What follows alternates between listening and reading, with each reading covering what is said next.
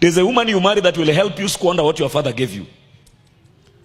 But there's a woman you marry that the best your father gave you becomes the beginning of true greatness. A woman, a prudent wife. You know what prudence is? Check in your dictionary. A prudent wife. Not just a wife. A prudent wife. A man has to please God to meet such a woman. Meaning a man has to know God. A man has to transact with God to meet that kind of a woman.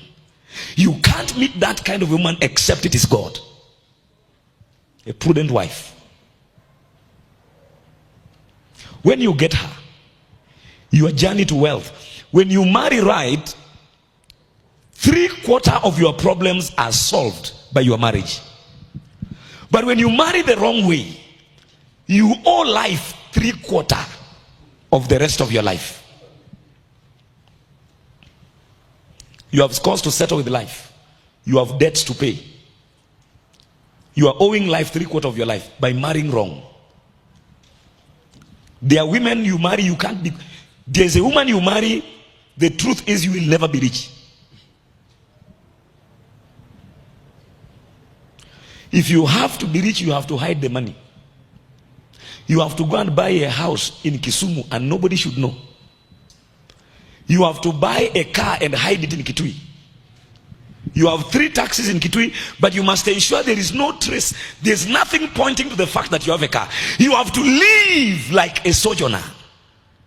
You have to, and nothing is as painful as secrets that are known to you alone. You have children, but they don't know what you have. You have a wife, you can't tell you have money. Ukiwa na pesa unalala na koti.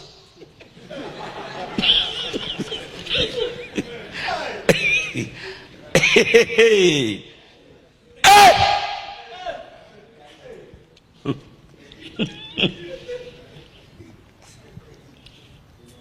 A prudent wife is a wife that acts and shows care and thought for your future.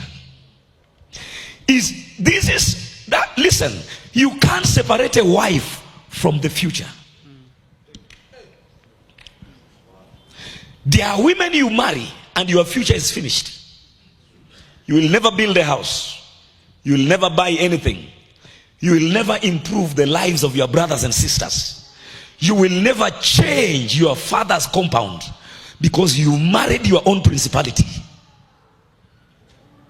I know a woman that even at the deathbed, a woman that stood between the father and the son. He cornered this guy that even when the guy was released where the guy was working, they ate all the money. The guy got another job. He stopped the guy from relating with his biological father, and the man looked like his father. She squandered this man that when the man was about to die and the mzee came to collect his dying son, the woman took off, gave the old man bones, said, nimekuachia mifupa kula.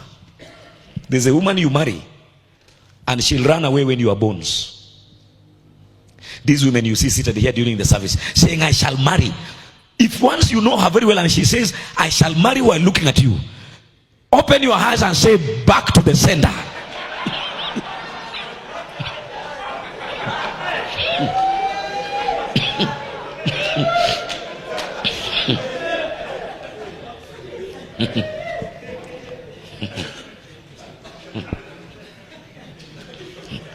Open your mouth and shout a very big back to the sender.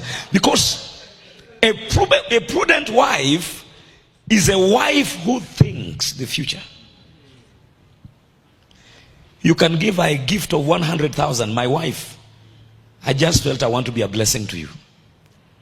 And after 3 months she comes back to you and says, you know, I bought some chicken. I tried to do a cage, but what you gave me was not enough. If I only get like another 50,000, in the next 1 year, I will be having this and this and this from the 100,000 that you give me. My brother, you got a wife.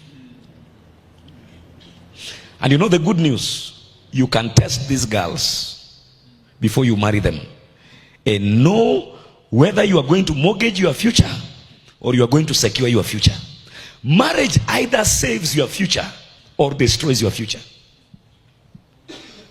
There are women you marry, you will never have even chicken. Hata ukienda mahali ushikiwe kuku, ukileta hiyo kuku nyumbani ukifunga, ukienda job ukirudi, unasikia harufu fulani.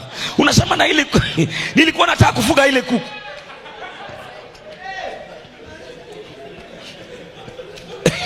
Your chicken has met untimely death.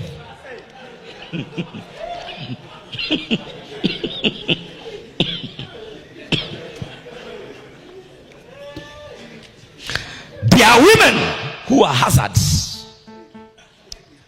There are women who are murderers of wealth, killers of prosperity, anti-prosperity agents, enemies of the future.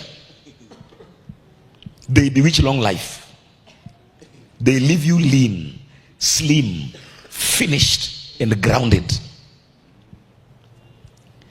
A prudent wife is a future-oriented wife.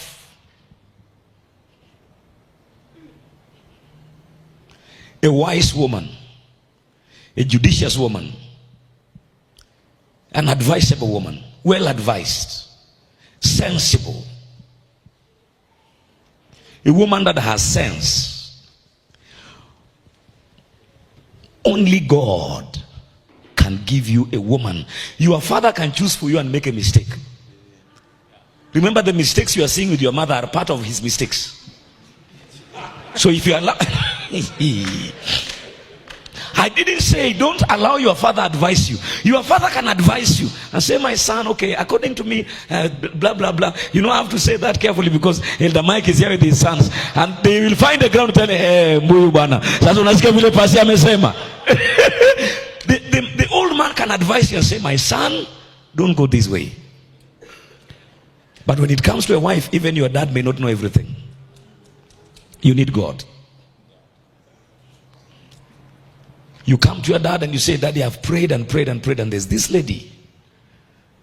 I don't know what you think. The question will be, have you taken her through the tests? Because there are women you marry and you have no future. When a girl begins to talk of a birthday of 250,000, you haven't married her. Your mother's house needs only 100,000 for the roof to be changed. You talk about the village, she runs mad. Says, village in this generation, are we going to live there? When you marry me, so we are going to live there. So I'm going to be your community wife. A girl is talking like that, who is born again. So you are marrying me for your mother, for your father, for your brothers. You know, you really need to assure me because you are scaring me. So you are a mommy's boy. Because you talked about your village, you are now mommy's boy. Because you talked about your mother's leaking house, you are now mama's boy. She wants to isolate you, then assassinate you.